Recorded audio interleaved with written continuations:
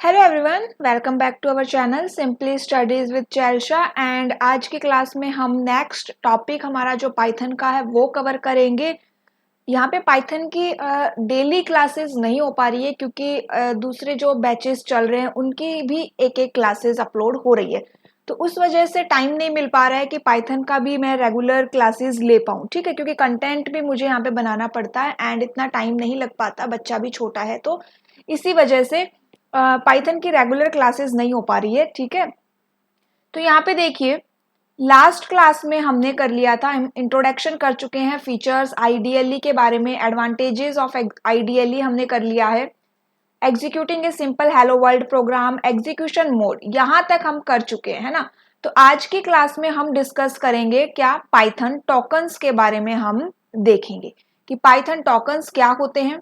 Python character set के बारे में हम यहाँ आज की क्लास में कवर करेंगे एंड पाइथन टोकन्स में हम कीवर्ड और आइडेंटिफायर को यहाँ पे काफी अच्छे से एंड डिटेलिंग में यहाँ पे कवर करेंगे। ठीक है, क्लास अच्छी लगे तो ज्यादा से ज्यादा शेयर करना एंड कमेंट करके जरूर बताना कि आपको क्लास अच्छी लग रही है, जिससे कि मुझे भी पता चल पाए कि क्या स्टेटस चल रहा है ना, कि आप हमारी क्लासेस का क्या स्टेटस रहा है। तो चलिए यहाँ पे देखते हैं Python tokens and character set. अब सबसे पहले यहाँ पे आता है कि कैरेक्टर सेट क्या होता है। तो कैरेक्टर सेट का मतलब है, नाम से पता चलता है हमें कि कैरेक्टर सेट है तो कैरेक्टर का ही कलेक्शन होगा, है ना। तो यहाँ पे कैरेक्टर सेट होता है कलेक्शन ऑफ लीगल कैरेक्टर्स। अब लीगल कैरेक्टर्स का मतलब ये हुआ कि इसमें वो कैरेक्टर्स इंक्लूड रहेंगे जो किसी पर्टिकुलर लैंग्वेज के लिए क्या है, लीगल है। ऐसा नहीं है सभी कैरेक्टर हर एक लैंग्वेज में लीगल हो, ठीक है, ऐसा नहीं होता है, कुछ कैरेक्टर्स इलीगल वे में भी आप टाइप कर सकते हो। तो केवल यहाँ पे कलेक्शन ऑफ लीगल कैरेक्टर्स को हम क्या कहेंगे, कैरेक्टर सेट कहेंगे।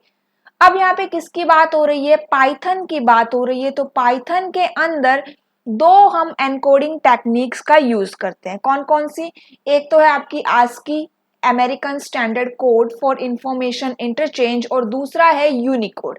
तो आस्की एंड यूनिकोड कैरेक्टर्स ही यहाँ पे पाइथन में क्या रहेंगे, आपके लीगल रहेंगे, कंपेटिबल रहेंगे।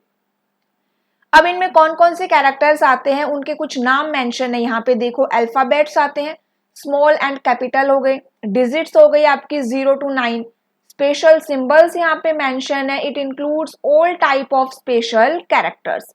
तो यहाँ पे ये क्या है, इसके सिंबल्स हैं आपके special symbols.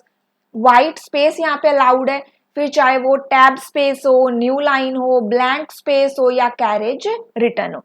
Other Python supports all the type of ASCII and Unicode character that constitute the Python character set। तो ये क्या था, हमारा छोटा सा इंट्रोडक्शन था कैरेक्टर सेट के बारे में। नेक्स्ट यहाँ पे हम देखते हैं पाइथन टोकन्स क्या होते हैं।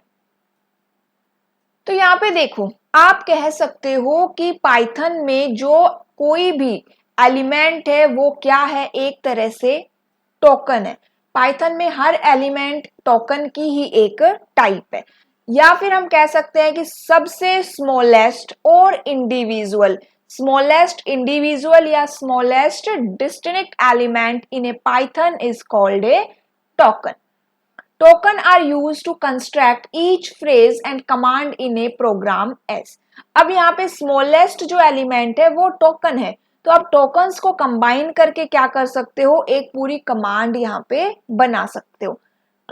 पाइथन के अंदर टोकन कितने टाइप के होते हैं, तो पाइथन के अंदर टोकन से आपके 5 टाइप के, कौन कौन से होते हैं, एक डायग्राम के थ्रू इसको समझो। Keywords, identifier, literal, operator and punctuator, ये 5 क्या है आपके टोकन के टाइप्स है। इन पांचों को हम वन बाय वन डिस्कस करेंगे, लेकिन आज की क्लास में हम केवल कीवर्ड एंड आइडेंटिफायर्स को कवर करेंगे। ठीक है, तो चलिए स्टार्ट करते हैं आइडेंटिफायर से। आइडेंटिफायर क्या होते हैं, अब ध्यान से समझना कि आइडेंटिफायर क्या होते हैं। Identifier is a user defined name given to a variable, function, class, module etcetera.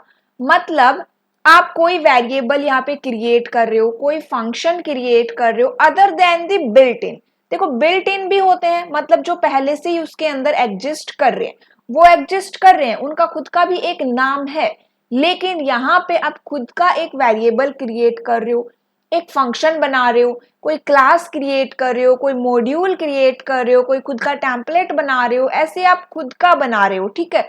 तो आप उसको कोई ना कोई नाम भी दोगे, तो उसी को हम क्या कहते हैं, आइडेंटिफायर कहते हैं।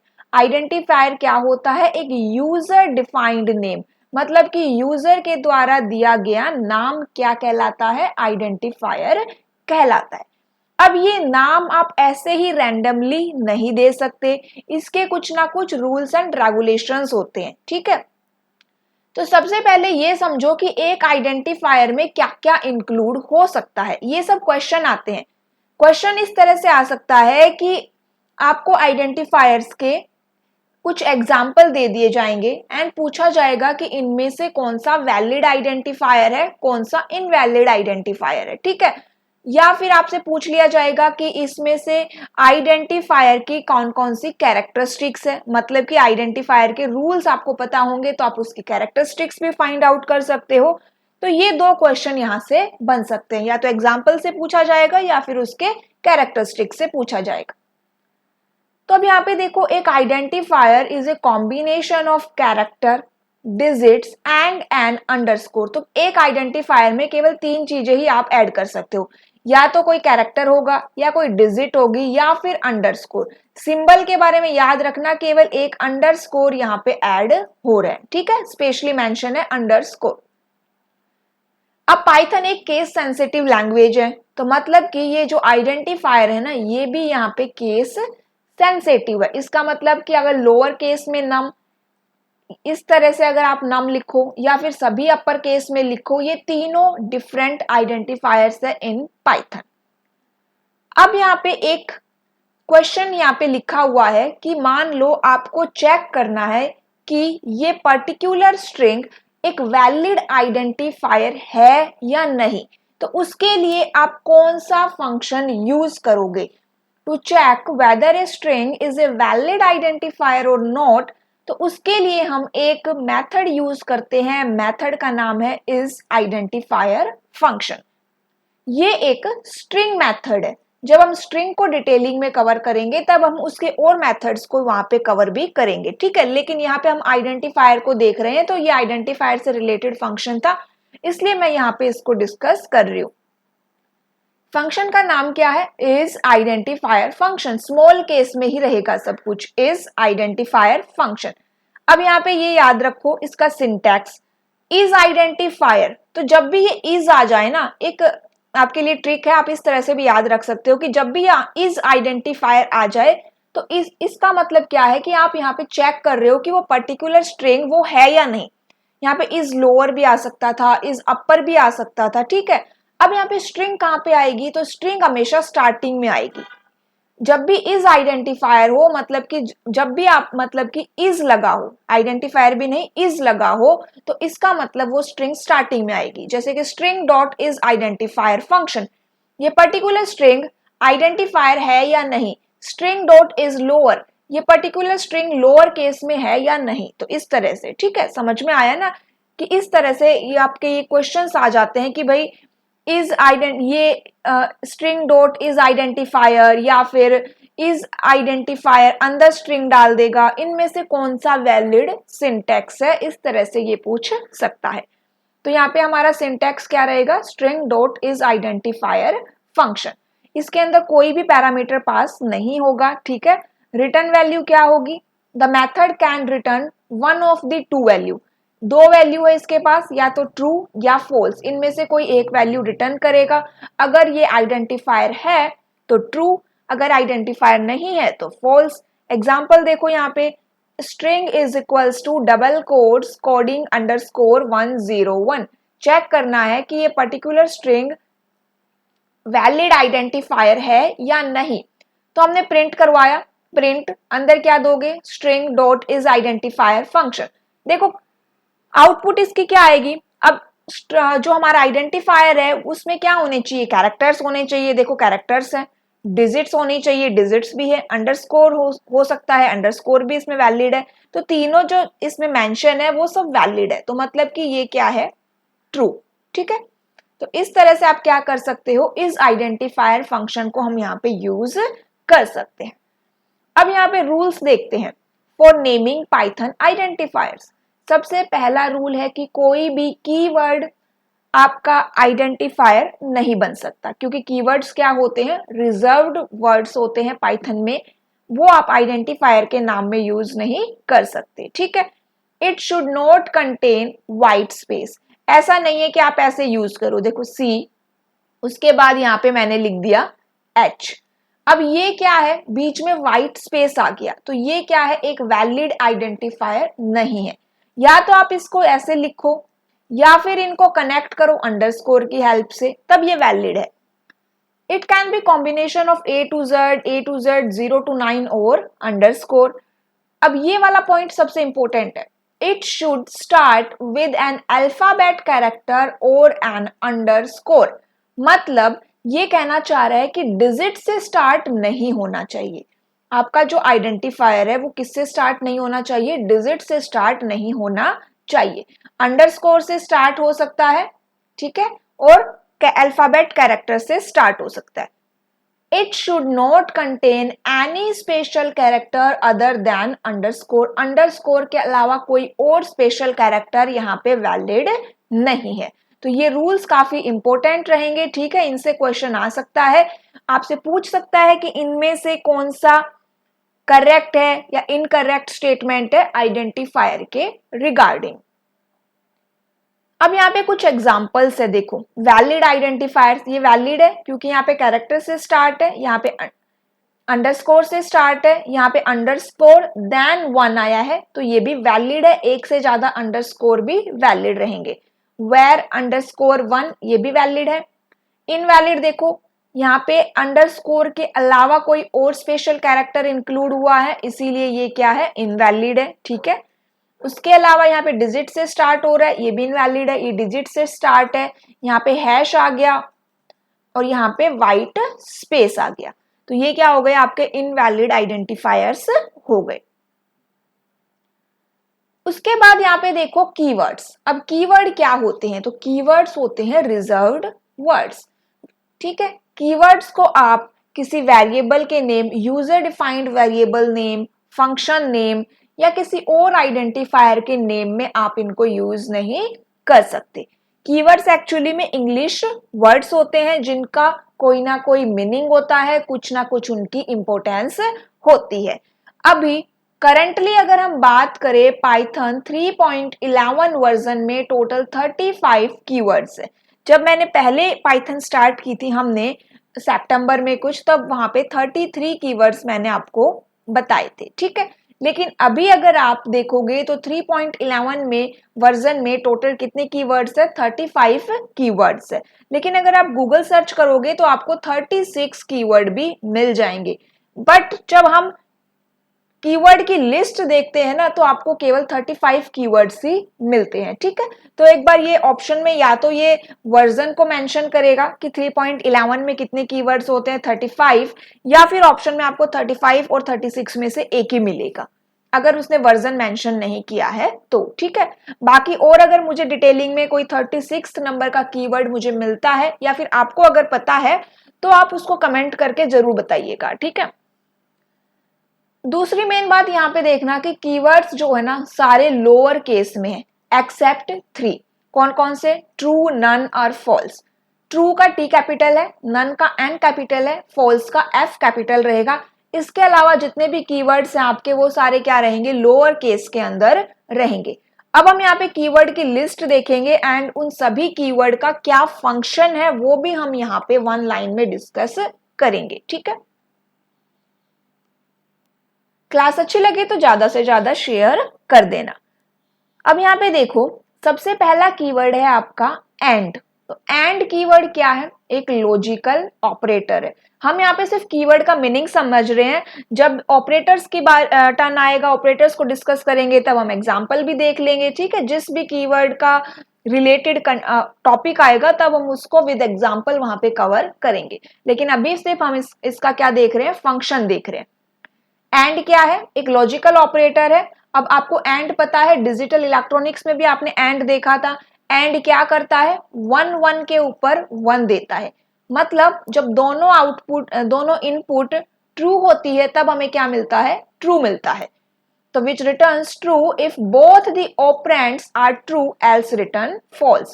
और क्या करेगा, और जब 0 0 होता है तब आपको false देता है, मतलब कि जब दोनों इनपुट false रहती है केवल तभी आपको false मिलता है, अदरवाइज वो true रिटर्न करता है।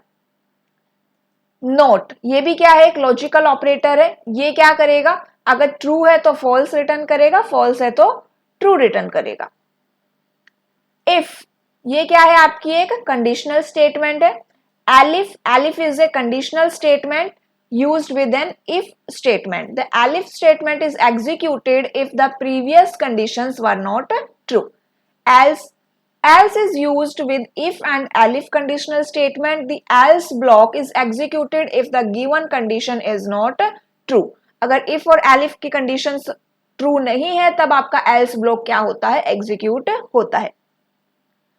For this is used to create a loop. While, ये भी क्या है, लूप के लिए यूज होता है। Break, this is use to terminate the loop. As keyword, this is use to create an alternative, मतलब कि जब आप किसी भी फंक्शन का, आइडेंटिफायर का, कीवर्ड का क्या करना चाहते हो, एक nickname, alias name create करना चाहते हो, तब हम एज कीवर्ड को यूज करते हैं। डेफ कीवर्ड, ये क्या करता है, यूजर डिफाइंड फंक्शंस के लिए यूज होता है। lambda, this is used to define the anonymous function. Pass keyword, this is a null statement which means it will do nothing. जब भी आप pass keyword को यूज करोगे उसके बाद जो स्टेटमेंट है इसका मतलब कुछ नहीं करना, ठीक है। ये क्या है, एक null statement आपने पास कर दिया। Return, it will return A value and exit the function. True, ये एक बूलियन वैल्यू है। फॉल्स, ये भी एक बूलियन वैल्यू है। ट्रू का मतलब 1 होता है, फॉल्स का मतलब 0 होता है। Try, it makes a try except statement, हम एक्सेप्शनल हैंडलिंग में इसको यूज करते हैं। विद कीवर्ड, ये भी आपका एक्सेप्शनल हैंडलिंग में यूज होता है। With keyword is use to simplify exception handling. Assert keyword, this function is used for debugging purpose, usually used to check the correctness of code. Class keyword, it helps us to define a class. Continue keyword, it continues to the next iteration of a loop. Del keyword, it deletes a reference to an object. Except keyword, used with exception. What to do when an exception occurs? जब आप try और accept यहाँ पे use करते हो तो accept try में मतलब आपका कोई एरर आ गया, अब कुछ एरर आ गया तो एक्सेप्ट में ब्लॉक में आप लिखते हो कि उस एक्सेप्शन को या उस एरर को कैसे हैंडल किया जाए। फाइनली, ये हम एक्सेप्शनल हैंडलिंग में विद एग्जांपल इनको कवर करेंगे, ठीक है। फाइनली भी आपका एक्सेप्शनल हैंडलिंग में यूज होता है। Finally is used with exceptions, a block of code that will be executed no matter if there is an exception or not. Finally block के बारे में आपको ये बात याद रखनी है कि चाहे आपका एक्सेप्शन आए या ना आए, फाइनली ब्लॉक हमेशा एग्जीक्यूट होता है।